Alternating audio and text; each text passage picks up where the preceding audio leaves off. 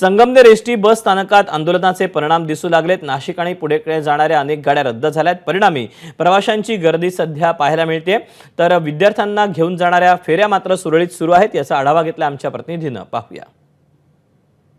आता मी आहे संगमनेर बस स्थानकावर।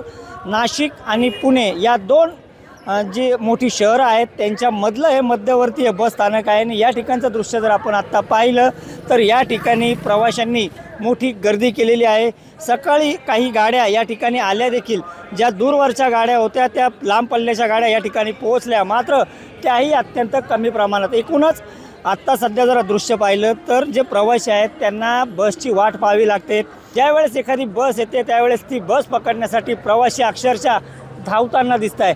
त्यामुळे आज सुरू झालेला हा संप, यात राज्य सरकार काय तोडगा काढणार, नेमकं यातून काय मार्ग निघणार, याकडेच आता प्रवाशांचं लक्ष लागलेलं आहे। मात्र तोपर्यंत जर आपण पाहिलं तर अहमदनगर जिल्ह्यातील शिर्डी बस स्थानकावर आज सकाळी एकही बस बाहेरून आलेली नाही, तर कोपरगाव असेल, श्रीरामपूर असेल, या बस स्थानकामधून पूर्णतः बंद पुकारण्यात आला असून एकही बस बाहेर पडलेली नाही। त्यामुळे अहमदनगर जिल्ह्यात देखील आपण संमिश्र प्रतिसाद या बंदला मिळताना दिसतोय असंच म्हणावं लागेल। नितीन ओझा, एबीपी माझा, संगमनेर, अहमदनगर।